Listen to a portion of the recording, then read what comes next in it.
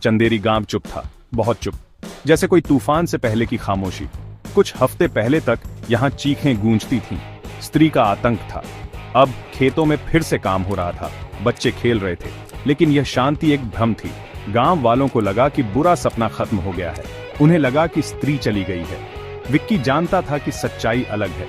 उसने स्त्री की आंखों में देखा था, उस क्रोध को, उस प्यास को वो कभी नहीं भूल सकता था। और अब एक नया डर उसके अंदर घर कर रहा था, एक डर जो और भी गहरा था और खतरनाक।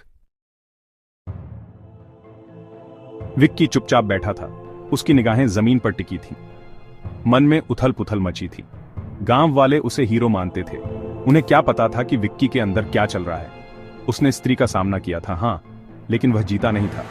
उसने बस एक सौदा किया था, एक सौदा जो शायद बहुत बड़ी भूल थी, और अब उस सौदे की कीमत चुकानी पड़ रही थी। एक सुबह दहशत ने फिर दस्तक दी। गांव की दीवारों पर लाल रंग से लिखा था, मैं फिर आऊंगी, लेकिन इस बार नाम अलग था, चायलानी। हवा में एक नया खौफ घुल गया। स्त्री का नाम लेने से भी लोग डरते थे। यह चायलानी कौन थी? कोई और भी शक्तिशाली? गांव के सरपंच ने तांत्रिक को बुलवाया।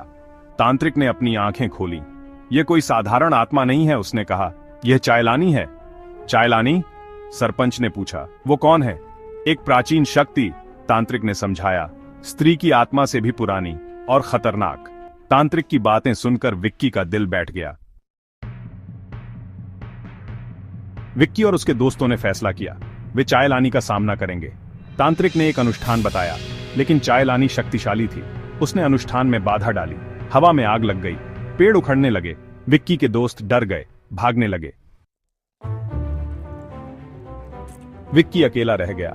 सामने मौत का नाच था, लेकिन तभी उसे स्त्री की आंखें याद आईं। उसकी आवाज गूंजी, डरो मत, सामना करो। और विक्की ने सामना किया। उसने अपनी सारी ताकत समेटी और वार किया। अगली सुबह सूरज खिल उठा, चायलानी चली गई थी, गांव में शांति लौट आई। लेकिन यह शांति अलग थी। विक्की जानता था कि यह अंत नहीं है,